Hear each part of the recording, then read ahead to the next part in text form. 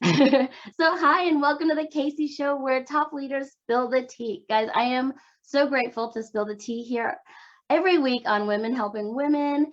I have been reaching out to really talented women in different business sectors to see if they will share some of their insights with us, and they are saying yes. So it's like we're getting a snippet of a masterclass every week. So in this week's episode, where top leaders spill the tea, we will meet Deedee.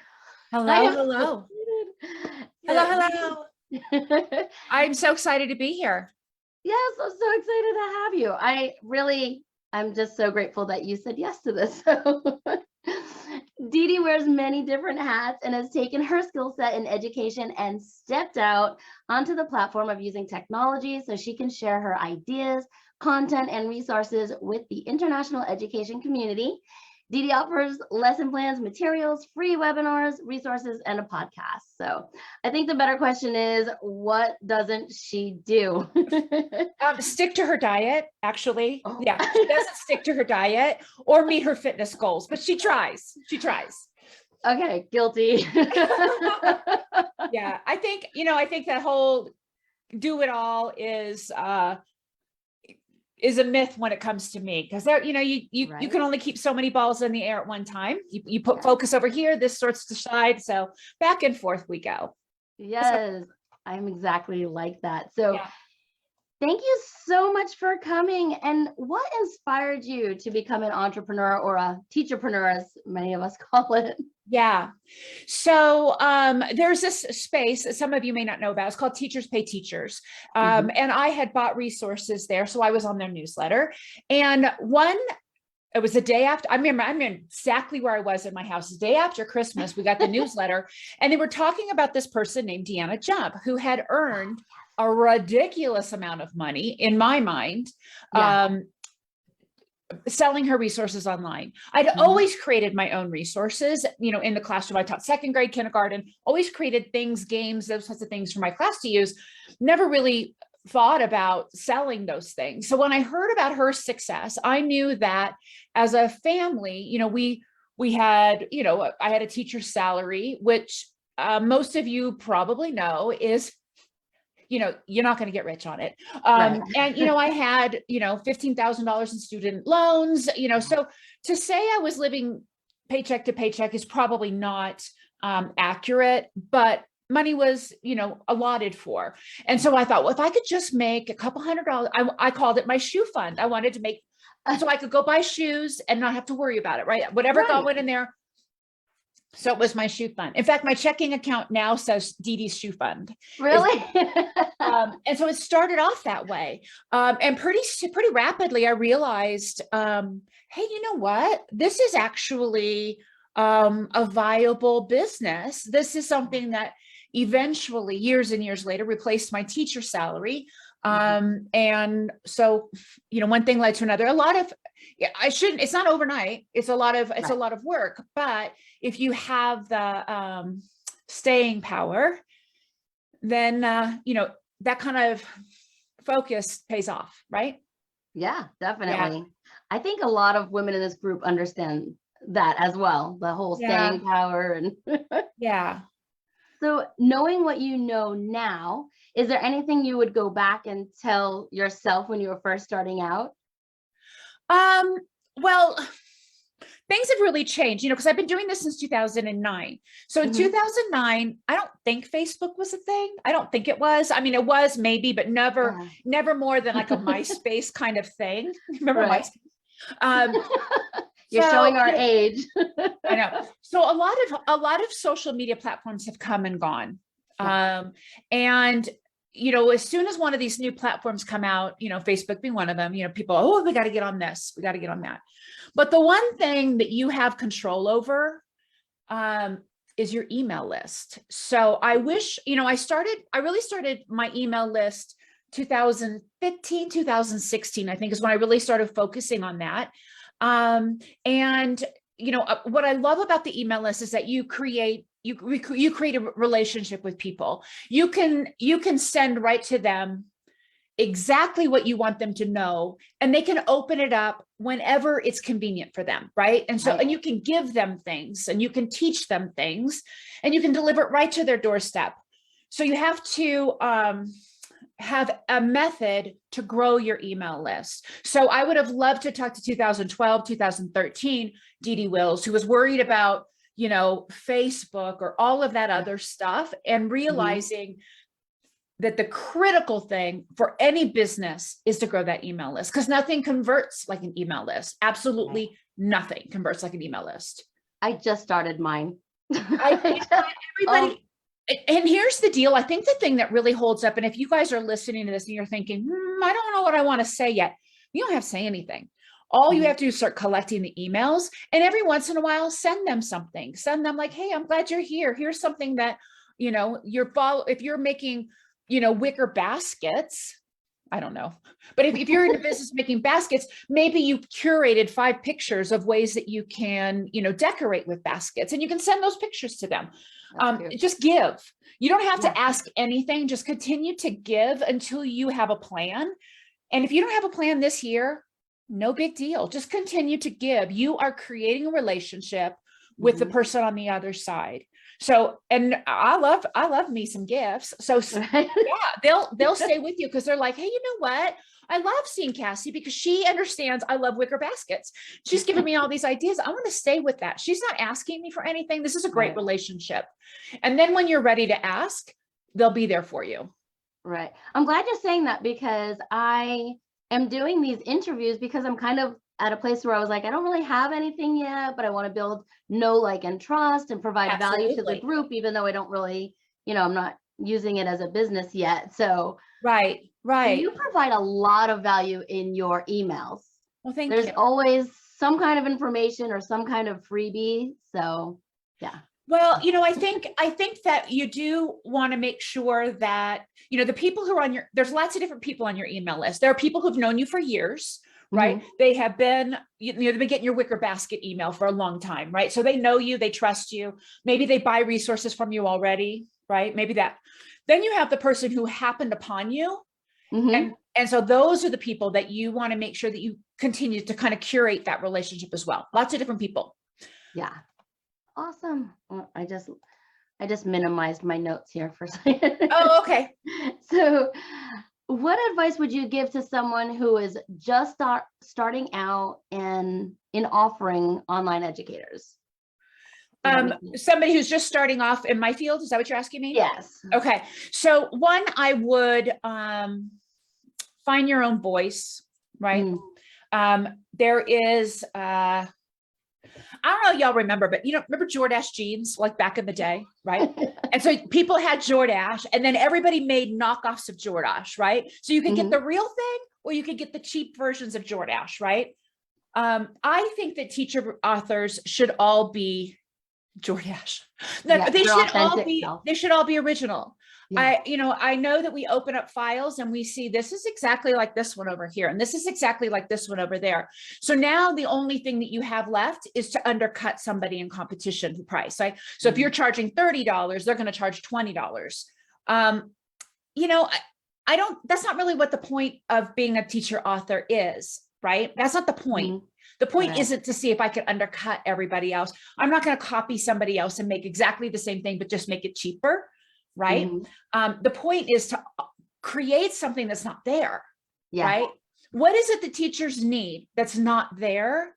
Create it. That's the point of being a teacher author. Right. And I think that in any business, that would be my advice. One, I think it's unethical to go and look at anybody's business and then like pirate their stuff and then claim it as your own. I think it's bad karma. It's probably good for money. It's probably a good money strategy. Like, why reinvent the wheel if somebody's already done all that work for me?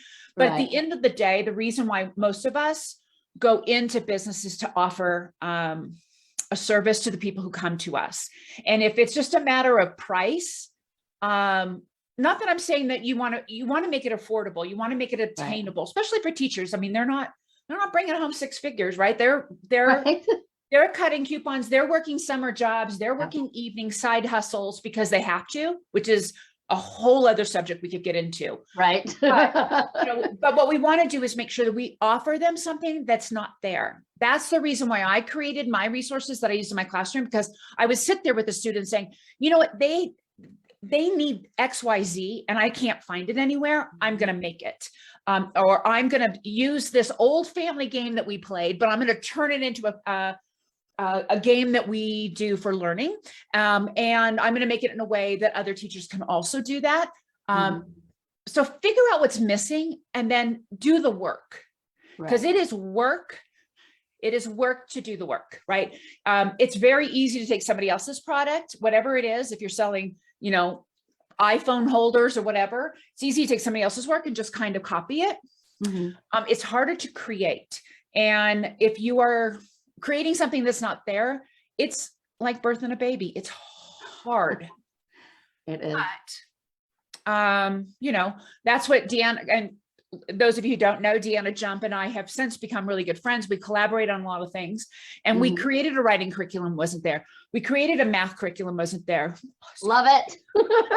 Created a science of reading curriculum that wasn't there. So all of those pieces that I thought, I know that this is great practices. I know that this is going to change the way students learn, but the way that it's suggested we do this is very cumbersome. How can I make this easy and obtainable and sustainable for teachers? Because the work of creating it themselves is really hard.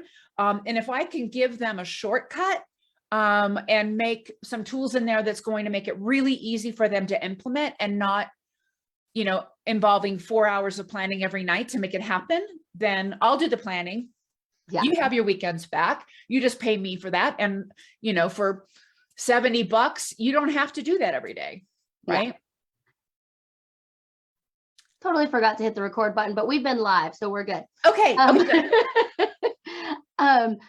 was going to say something about the curriculum. Oh, and also the fact that you guys not only made the product, but to have the like day one lesson plan written out for me, or the curriculum, you know, the full curriculum lesson plans, just made this teacher super happy.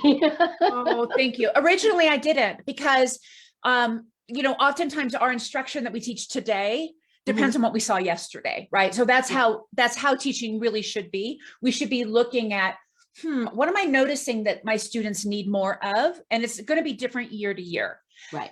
However, if you don't have the routine in place as a teacher, if you don't have that routine in place, then the idea of customizing every single day feels overwhelming. And when we feel overwhelmed, we sometimes kick that practice out of our routines because it feels overwhelming, or like, I can't get to that, you know, deep thinking today, I'll do that tomorrow. So the idea is we do have day one, lesson one, or, you know, month 4, lesson 8, or whatever, right? Whatever it is.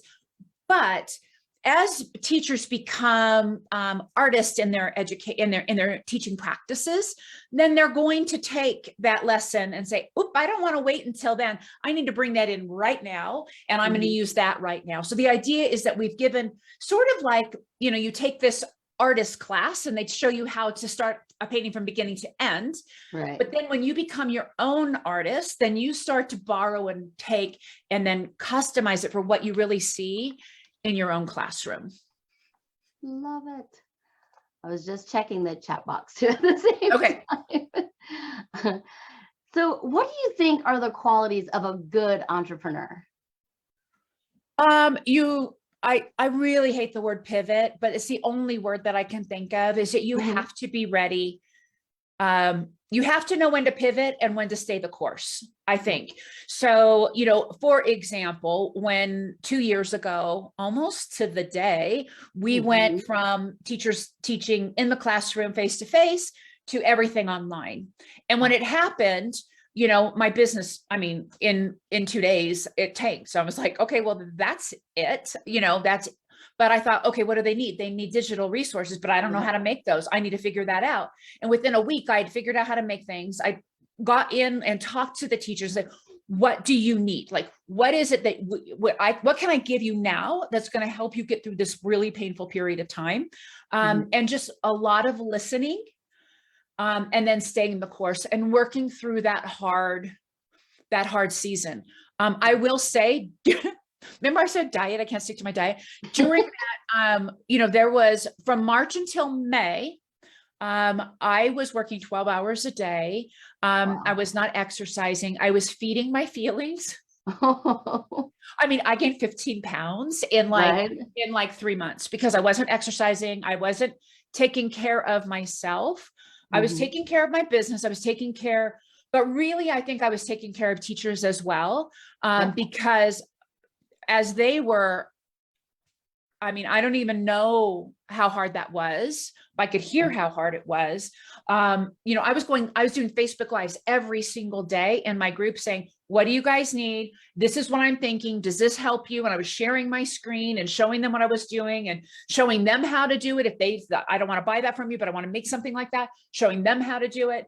And I believe that ability to stay the course, but also know how to pivot, right? Yeah. Was important. I think a lot of teachers in my lane at that time were not moving over to digital that quickly. They were like, well, this is going to pass. And I'm like, I don't think it's going to pass. I think this is a long, hard stretch. And then some said, well, I don't really want to make digital resources. It's like 5 times the work to turn something into a digital resource. For sure. Really? But, you have to decide am I in a spot right now to take on that challenge? Some people may not be in the spot personally to take on that challenge, right? You might have other things going on in your life that doesn't permit you to do that. If I had a sick parent, if I had, a child who had special needs or some of those things where you need to give yourself grace and say, I'm not in the season of my life where this is possible. But if you are, suck it up, buttercup, and get it done, because those are the moments that are going to shift your business from identified as one way to identified as another. I found a new audience as a result. I had to go buy new clothes because all my clothes were too tight, but what goes up must come down. So, right. I totally watched you pivot through all of this too. Yeah, so you were there for it. You saw. I remember like you having to switch and going to a lot of these online webinars and things now that we're talking about it. So I wasn't in the classroom anymore at that time. I was actually online already, but for different reasons. Right. Back to the States. So I was just doing all online teaching. So but yeah. So so you're not teaching in the classroom anymore? I do not have my own classroom. I do go and work. There's 2 classrooms here in Colorado that I spend a lot of time with, but I travel a lot for my business. So, I have 4 pretty large speaking gigs in March that I'm going to like finally to face and face again. I mean, I've done a few already this year, but I have a few big conferences that I'm doing, a couple of school professional development that I'm doing. So really March and April, it would be very hard for me to have my own class and do what I do. I had said earlier, you can't have it all. You have to decide what it is that you want to do. Where my heart is in class with 5 and 6-year-olds. That's where my heart is. And so when I made the decision to do what I do as a full-time gig, it was very, very hard for me because it's like planning a wedding, but never going to it, never having it, you plan these lessons and, to see that moment when it clicks with students on a daily basis feeds you as a teacher or whatever business it is. But somebody said, Deedee, you have to choose. Either you can affect the life of 20 students in your classroom, or you can, train thousands of teachers, is what I do now, thousands and thousands of teachers. And then they can change the lives of their students. And I feel like, not that I, split the atom or anything, but hopefully I have made teachers better in their practice, or maybe even just made their jobs easier. If I can make their jobs easier, that's what I'm here for. But if I can make it easier and more effective, then that does affect the lives down the stream a little bit. And so that is helpful. But, when I was when I was doing both at the same time, I would finish teaching my students, and I would have to be gone. I'd have to fly out like Wednesday night for a Thursday, Friday thing. So I'd finish teaching. At the time we were 2 hours from the airport. I get in my car, I drive to the airport. I wouldn't get my head on the pillow at the place where I was going to be at until like 3 o'clock in the morning. And then I would get up in the morning, and if you don't get fed by talking, some people like get a lot of energy from talking in public. For me, it's not. I mean, I love doing it, but it doesn't, it's tiring for me. So by the time those 2 days are home, I'm done and I'm coming home, I'm laying my head on the pillow at home at 3 o'clock in the morning. Then I got to get up and do it again. So it made it, it was exhausting. And so I was not healthy. So, again, you have to pick and choose the things that you can do. Yeah. So setting realistic expectations on how, because you can't fill from an empty cup, right? So you got to make sure your cup is taken care of so that you can service those people who are coming to you to have their cup filled, so to speak. Well, if no one's told you lately, you have changed the lives of so many teachers. You and Deanna Jump were the first ones I started with on Teachers Pay Teachers. So thank you. We're old. We've been around a long time. We're old, right? But, we are very lucky that the platform was there for us, that allowed us to tap into what our passion is. So if you're thinking about what is my business going to be, if you're not a teacher, that may not be, obviously teaching wouldn't be your passion, but figure out what it is, because you're going to spend a lot of time in it, and make sure it's something that gets you excited. I still get excited when I make something new. I'm like, this is so cool. I can't wait to show everybody. So, that's why, 12-hour days for me, they're tiring, but it doesn't feel like a sacrifice from time to time when I have to do that, because I get excited. Right. So what is something fun or interesting that others may not know about you? Fun or interesting. Well, I have 2 dogs, Ozzy and Harriet. They're Labrador retrievers. I'm not sure where they are right now. They're probably terrorizing something outside. Let's see. When I wanted to become a teacher, our son was 3. The perfect son was 3 years old. He's now 26. So, but I needed to get my teaching credential. And, like I said, we were like most people. We did not have extra money laying around. I couldn't quit my job. I worked full time as a medical administrator. I couldn't quit my job, but I had to go to school at night, and those courses were very expensive. So in order for me to pay for that, I joined the military. So I was in the Navy Reserves for 6 years. So I got the Montgomery GI Bill. My husband's still in the Navy Reserves, 33 years. So he's ready to retire soon. So, but yeah, I joined the military. I spent 6 years. I went to boot camp when I was 33. Wow. Yeah. I can't even imagine. I was 18 and that was hard enough. That's a whole other chat we could talk about. Yeah, let's do it. But you know what? It taught me that, one, I worked full time. I went to school full time. I had a 3-year-old. I did Navy on the weekends, 1 weekend a month, 2 weeks a year. Did that for 6 years. Obviously, the 3-year-old grew. Right. But what it taught me is that I can do hard things, and still somehow have a semblance of a personal life. My husband and I are still married. We didn't kill each other. So I think that if you really want to do something, you're going to figure out a way. And so, because I couldn't pay for, I think the tuition was $2,000 a month for those evening classes. There were, 1 class a month, that kind of thing. So yeah, I didn't have that money, and I didn't want to rack up that much in student bills. I did have to have some student loans, but, because I got my master's right after my teaching certificate. So yeah. We have so much in common. I got my master's my first year teaching. I don't know. You're like, why do I do this to myself? I know. You're in the zone. You're in the painful zone. Get it done, right? Yeah. I'm a chronic student here, but I love to learn new things and everything. Yeah. Yeah, me too. That's great. So you gave us so much to think about today. How can people get in touch with you? Sure. I know you have like a virtual summit and an yeah, awesome website. All the things. So my blog is called Mrs. Wills Kindergarten. Some people think it's Willis, but it's Wills. Not Willis. I'm not married to Bruce. I'm married to Mark, but not the country western singer Mark Wills. Different Mark Wills.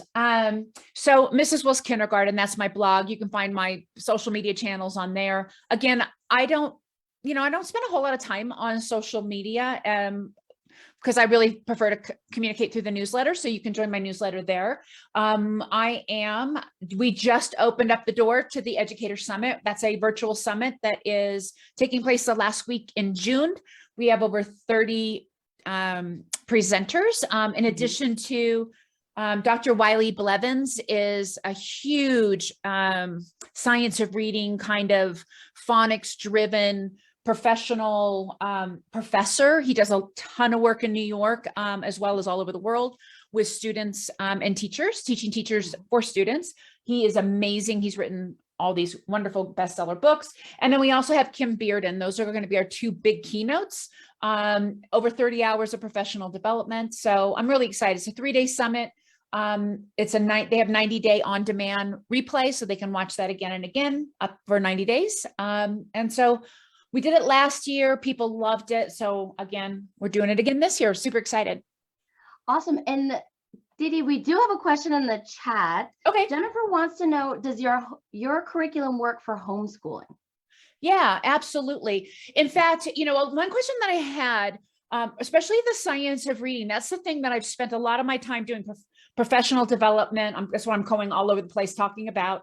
But I've had several parents reach out to me with students who they're homeschooling, but I've also had parents who have students with special needs. So there's a lady that I've been communicating with. She has a daughter with Down syndrome, also ADHD, also on the autistic spectrum. And so she's using these practices with them. And she says she's finally seeing like light bulb movements. So that's very exciting. We had, sometimes students with special needs, unless parents are really strong advocates, it's hard to get what you need from public school. Sometimes they're made, it just is, it's really school dependent. Yeah. And so definitely helps for those with special needs, but it also it's perfect for kindergarten or first grade, I would say. Or if you had a second grade student or child who is having a hard time learning to read, we've had a huge shift in the way that we teach reading over the last couple of years. If the schools aren't adopting the science of reading, they need to, because now that we understand how the brain actually acquires the skill of reading and what doesn't happen in a brain of a student who might have a language-based learning issue, we need to change the way that we teach. If a student isn't learning the way we're teaching, we need to change the way we teach. So it's so quick and it's so simple. And it's engaging. Students love it. So yeah, it works for students. I just finished a 5-part webinar series. So if that person is interested, those replays are still available for free up until March 6th. So just send me an email, Deedee@mrswillskindergarten.com. Go to my blog, whatever, you'll find it. Send me an email and I can send you those replay links if you do it like soon, because the links are only going to be available for a couple more until Sunday. So you want to make sure you get that. But 25% of the population out there has a language-based learning issue, and we've ignored that for so long, right? So we're changing that. Instead of putting students in intervention groups, we're going to be preventing that problem from ever happening. So I'm excited about it. I need to check that out. I haven't checked that out yet. Well, because you're busy, girl. But yeah, it took me 5 weeks. So we had over 7,000 teachers participate in the training. Wow. All online, all free. So it's there for the taking. Great. Yeah, I'll definitely check that out. And okay. I'll send you the replay links. As well. One of my passions is teaching students with special needs. So I've got to go check it out like right after we're done here. Okay, great. I'm happy to share that. Thank you so much for this. I've learned so much from you, and I'm just super thankful that you were available to come and chat with us. Thank you. Y'all, I'm time zone challenged. I don't even know what day it is sometimes. So Thank you so much for being so patient with me. I was like, is it today? Is it tomorrow? I can't do. So anyhow, Doesn't help that I put PM instead of AM. We're a great team. We speak each other's language. 2 peas in a pod, right? That's right. That's it. All right, everyone. Thank you so much for coming. I will add all the links you need below, and we'll see you all next time. All right. Thanks, guys. Thanks for having me. Bye. Bye.